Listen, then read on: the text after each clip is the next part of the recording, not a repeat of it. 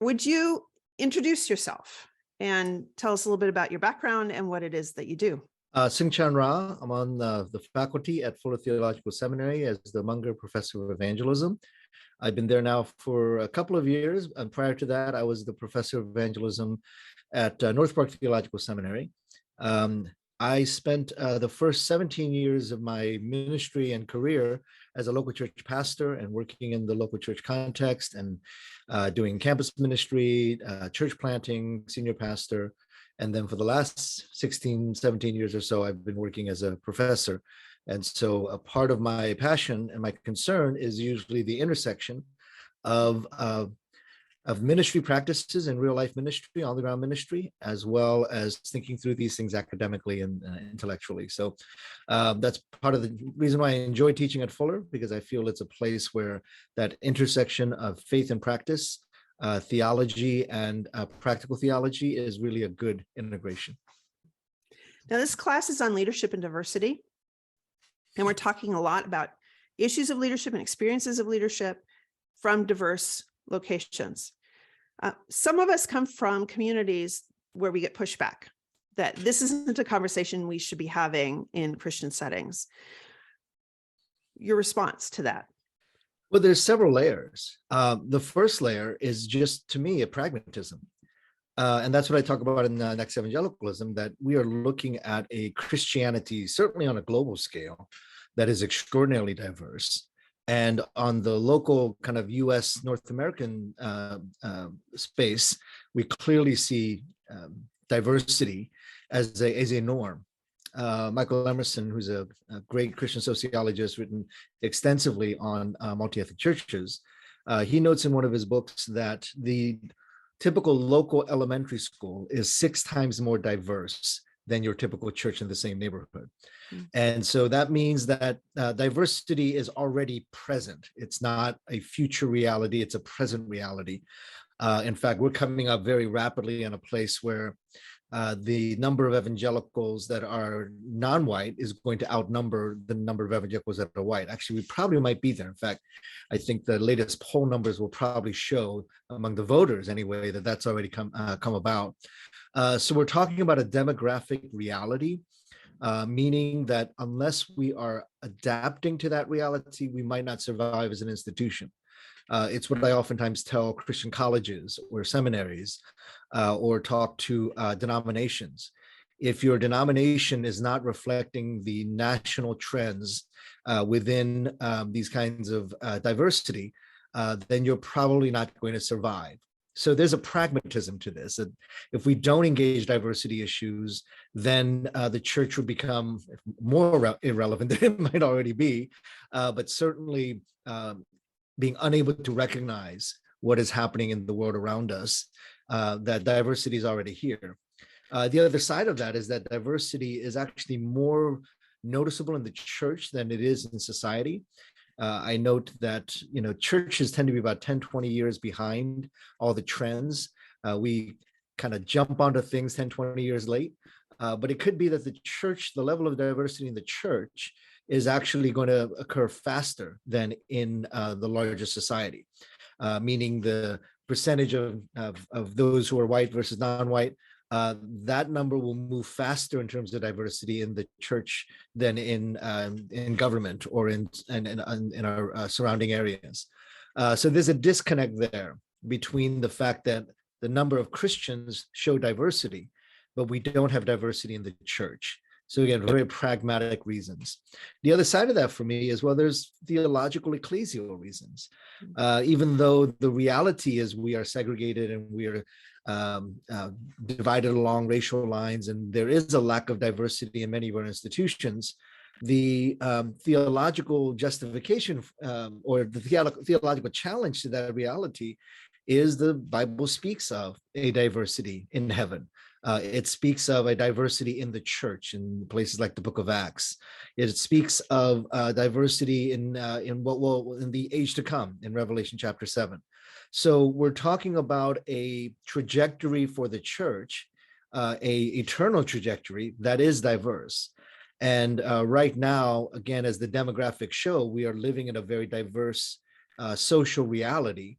And if our trajectory is not towards that, then we're not actually fulfilling or acknowledging or even recognizing the biblical call towards that diversity.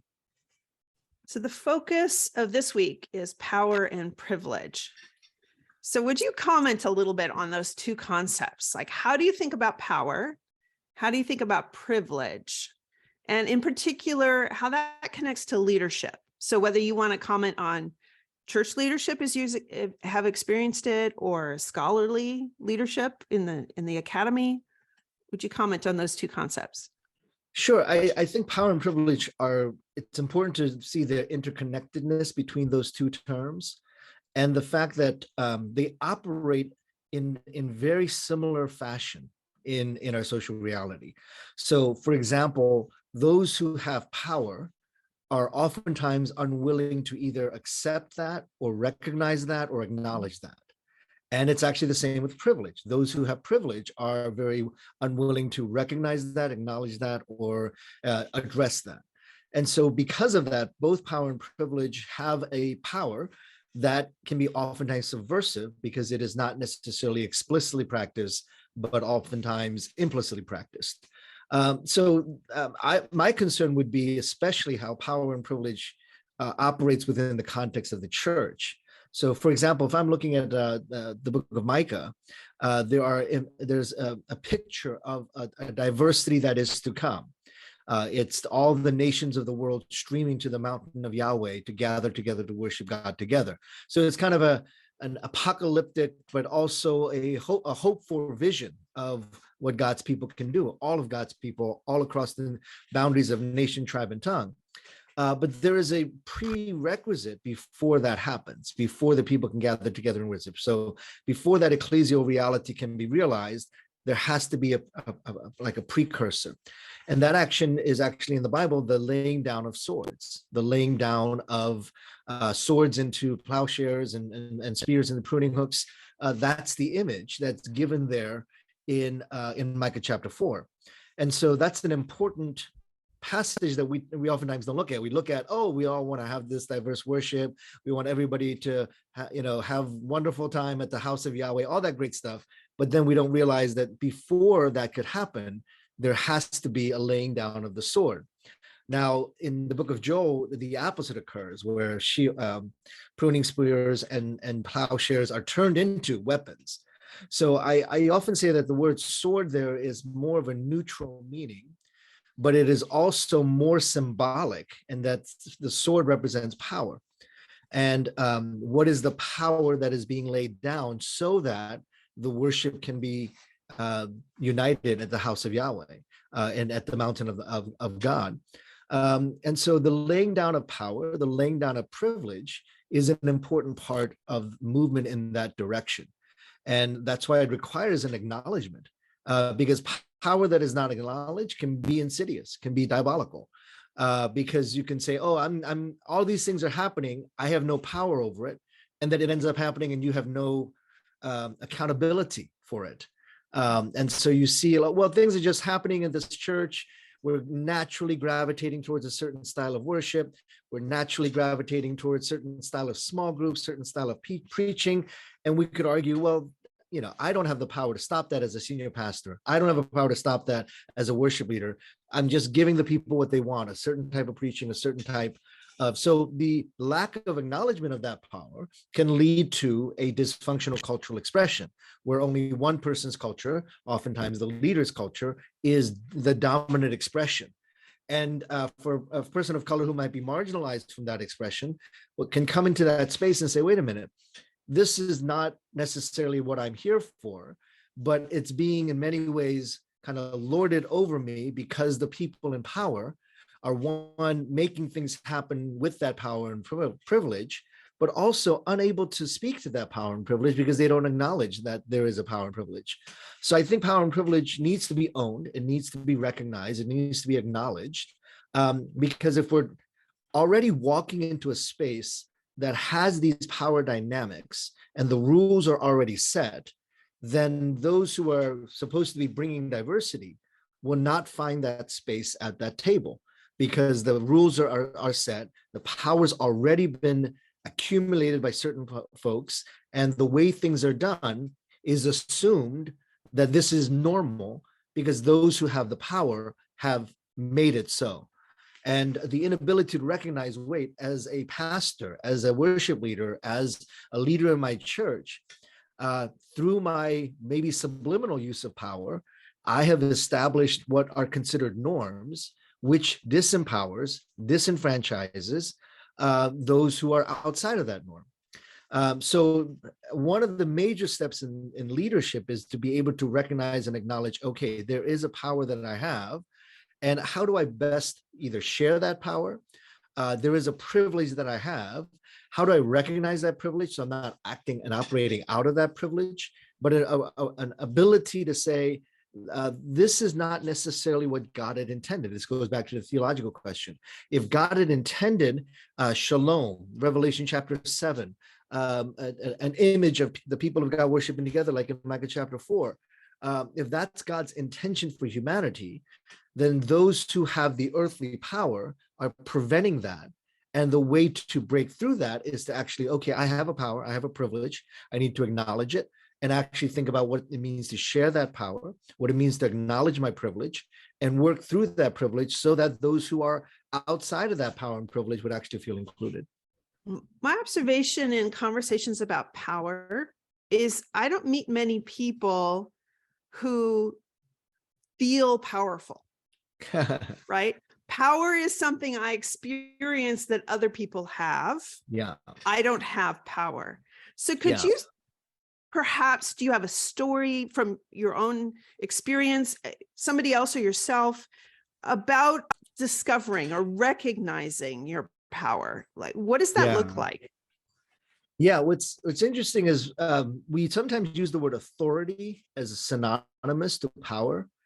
And I think a lot of people would recognize they have some kind of authority. As the senior pastor, I have an authority. I can, do the following things, but maybe not recognizing how much power that goes with that authority, the authority to set the rules, the authority to kind of figure things out of how things are going to be done. So, I am an Asian American that has been on a number of what are supposed to be international boards, but they tend to be kind of Western white dominant boards. And they're great boards, by the way. And I remember walking into these meetings, and this was, I'm in my 50s now, so this was when I was in my early 40s. So I felt really young walking into those meetings, right? I'm walking into these meetings with these elders and, business people who've made lots of money. These is a very large international board or US national board. And as an Asian American, my first instinct is to defer, well, first to the elders, just kind of an Asian American thing to do, but also defer to those in power. And as a new member of the board and as a young member of the board, I felt like I didn't have any power to speak. And so what I found out is that there was a power for those from a different culture, even if they were younger and newer, because they knew the rules of how boards worked. And it was following kind of Western paradigms of, honestly, equality, which is not a bad idea. But there was this assumption of equality that everybody assumed that everybody was on equal terms. And so I come in with the assumption of hierarchy, because again, in my Asian Korean context, there's a hierarchy to any kind of official board meeting. And so I oftentimes walk into a meeting and, when an elder speaks in the Asian community, you let the person speak and you pause because you want to respect that elder, and you pause for 3, 4, 5 seconds to honor that elder's statement. And then you're allowed to speak, usually in agreement with what the elder has said. That's kind of a typical way things are done. But I'm walking into this meeting that the rules were set by somebody else. And so, folks know when to start talking just as the other person stops talking. And then it's almost seamless. And for me, I'm thinking that was rude. That person just interrupted. But in that context, it was like that was normal. And I didn't know how Robert's Rules of Order worked. I mean, those are not things that you're taught in the immigrant church. So these are all things that I was like, okay, I've got to learn a new set of rules here. These are not the rules that I'm used to. And so it's even though, I was, honestly, I had to learn those rules. Very rarely was it the other way around, where the rules were changed on my behalf. And that's oftentimes, again, people of color, we are walking into spaces where we are learning the existing rules. So what I've tried to notice is that, okay, in a situation like this, the person who's coming in from the outside, oftentimes people of color, women, those who are kind of from the more marginalized communities, we have to constantly adjust, code switch. And that's something that, frankly, we've had to do all of our lives. In the academic world, you have to learn a certain type of language. You have to learn certain types of ways writing is done. I know of several international students at my previous school where they, it took them a while to get to the style of writing that we were using at this other school that was very Western. The idea of not collaborating on your papers and that you kind of do everything on your own and your research is just yours and nobody else's, and you can't really take from other people's work. And, those are kind of things that you have to adjust to fit in. And that's where people of color, those who are coming from the outside, are constantly having to adjust that. So I guess I'd had these multiple experiences being in grad school and being at churches. So it was a very, very minor thing. But when we started our church in Cambridge, it was intentionally a multi-ethnic church, but the majority group was Asian American. So the group, it was anywhere from 50 to 80% Asian American. And there were questions about, is that okay to be that overwhelmingly Asian American? We're trying to be multi-ethnic churches. One, I reframed that and said, well, if you had a church that was 70% white and 30% other, you would be saying, oh, what a fantastic multi-ethnic church. It just happens we're 70% Asian and 30% other. And now it's like, oh, you're all an Asian church. So, but one of the dynamics I recognize is that, okay, the senior pastor is Asian. Our worship team was diverse, but the one person on the worship team was a pastor, was Asian. So visually, it would seem like, okay, we have an Asian dominant leadership team. And so one of the first thing I did was, I went to a member of my church, a Caucasian American. I said, I would love for you to participate more openly, recognizing that as Asian Americans, there's a position of privilege because, we were here first in some sense and set the rules. And we want to hear from other voices.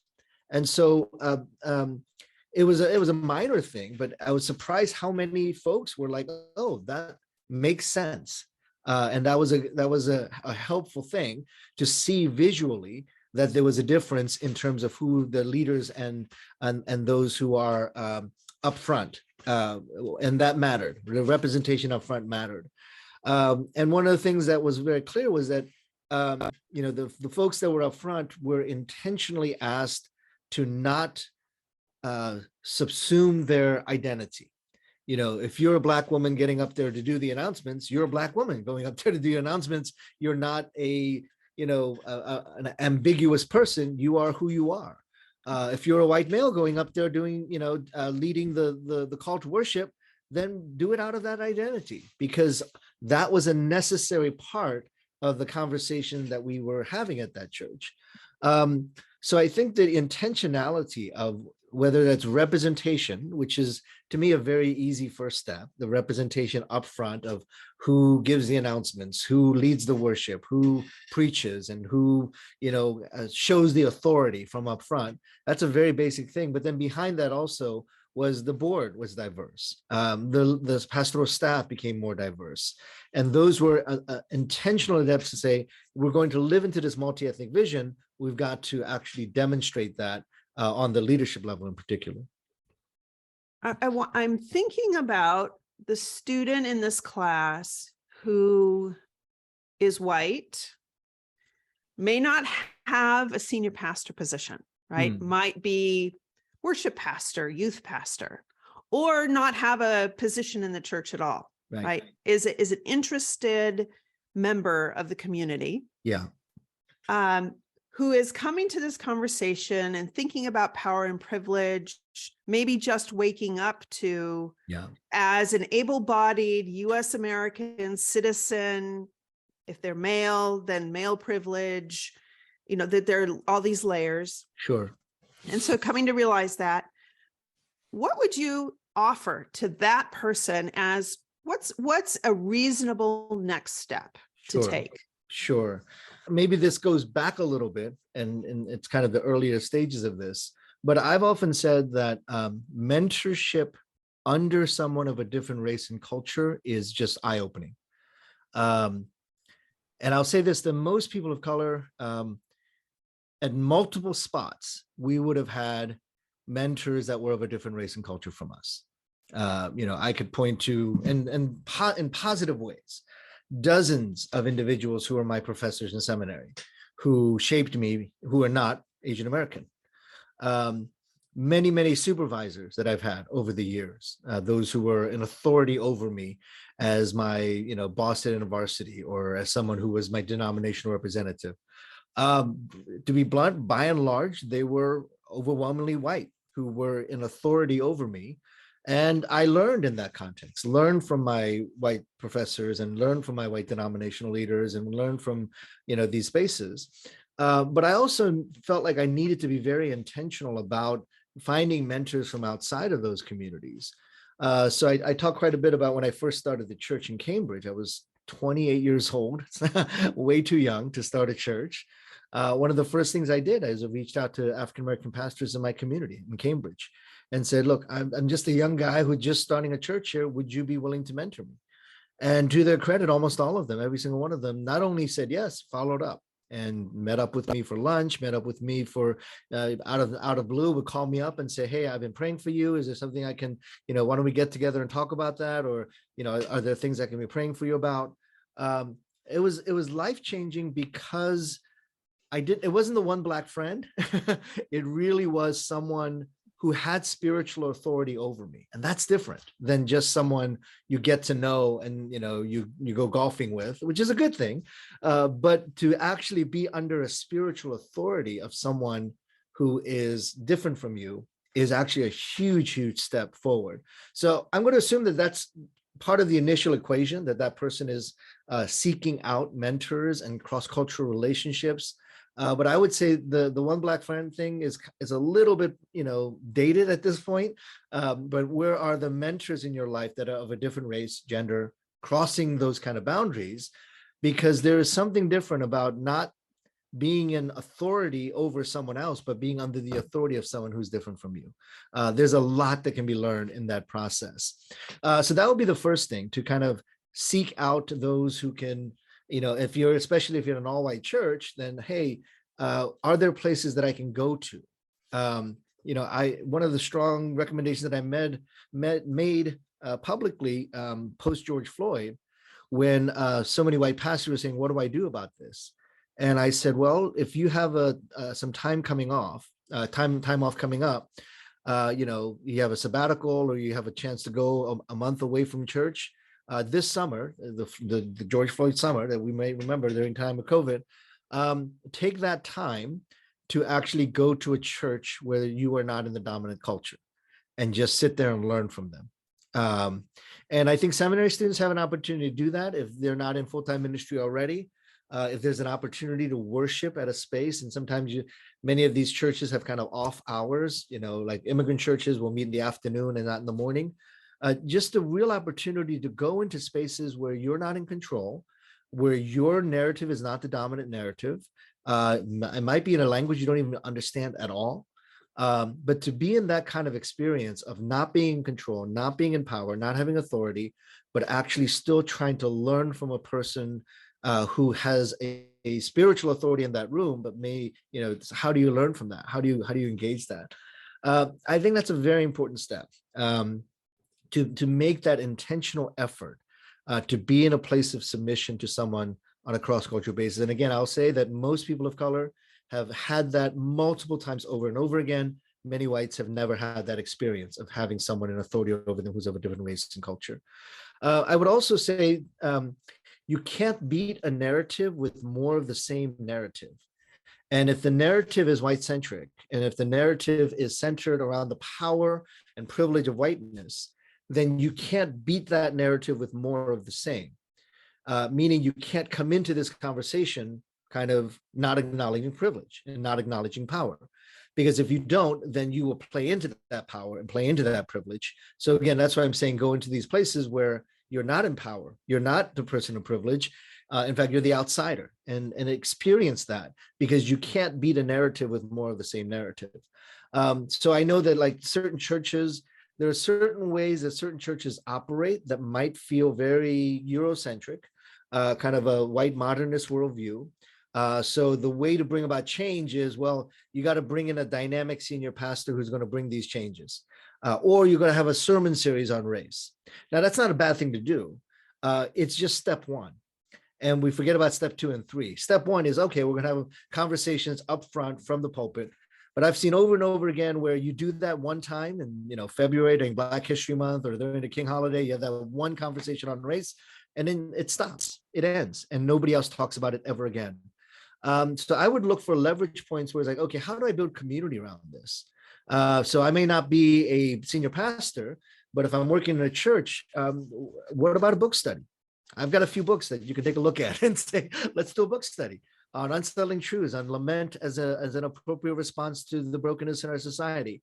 Those are good places to start, to say, okay, I can't beat power with more of the same type of power.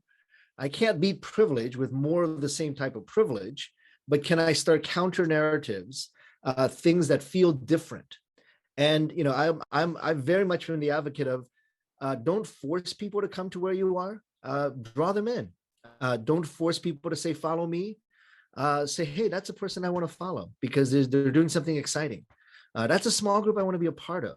That's a community I'm excited to hear about and maybe want to be a part of because there's something exciting, dynamic happening there. And that group is talking about issues that are not talked about from the pulpit. They're engaging the difficult conversations around race and economics and social justice issues. And, especially young people can say, well, I would rather be at a place where those tough conversations can be had rather than being at a place where, the pastor or senior pastor is afraid to take a look at those conversations. So you can't beat a narrative with more of the same narrative. So how can these individuals create counter narratives that actually speak against the existing narratives? In Next Evangelicalism, you wrote this: the Western white captivity of the American evangelical church has reached its height. However, when something reaches its height, there is nowhere to go but down. The seeds of its downfall are already in place. The Western white captivity of the church must give way to the next evangelicalism. I'm curious for you to reflect on that. You wrote this more than a decade ago. Yeah. And we've had some interesting experiences yes. in the United States and around the world in the intervening time. So would you reflect on some of what's been happening politically, socially in light of that statement? I'm gonna pat myself on the back for that quote, by the way. I'm gonna say I saw this coming 10, 13 years. I think I wrote it 15 years ago. I think it came out 13 years ago. So I'm gonna pat myself on the back. What's fascinating is that in history, for example, when you look at the height of an empire or the height of a successful community or movement, you can already see, oh yeah, when it goes bad, this is how it's going to go bad. And so at the height of evangelicalism, which I would argue was like 1990s, we had the mega churches, right? You had Warren and Hybels at the peak of their game, and they're having all these massive evangelical conferences. The mega church, the evangelical politics was really kind of a big deal at the same time. There were clearly a couple of things that you can see even at the height of its movement, at its most successful moment. It's like, oh yeah, this thing can go bad real quick. And one of those was dysfunctional leadership. And I don't know, I saw it 15 years ago and said, oh wait, the way some of these leaders are talking, the hypermasculinity, the kind of the individual centric focus, the superstar hero who's going to save Christianity. There were so many things that were like, oh yeah, this thing can go bad real quick. And it did, sadly. The things that we thought made evangelicalism great, the hubris, the kind of, oh, isn't it great what we're doing?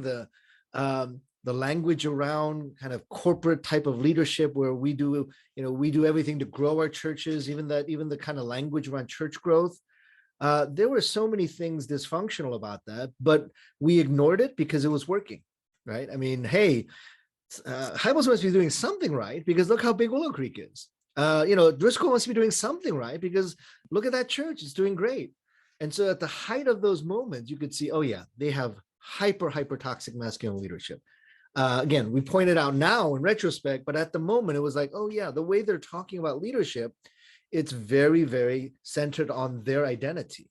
And there's all these kind of modernist enlightenment, male-centric, power-centric dynamic that people were trying to replicate in local churches and just failing miserably. And it was like, well, that's because it's a toxic system. And so, now as we're kind of on the tail end of this, we're recognizing, oh yeah, toxic masculinity, dysfunctional leadership, patterns of behavior that was clearly evident 15 years ago. Now we're seeing the final results of this. I do think that there was a lost moment multiple times. And my current book right now, the book I'm working on right now, is actually looking at these lost moments. And one of those lost moments was in the 1970s. And in the 1970s, this was kind of the advent of our current iteration of evangelicalism.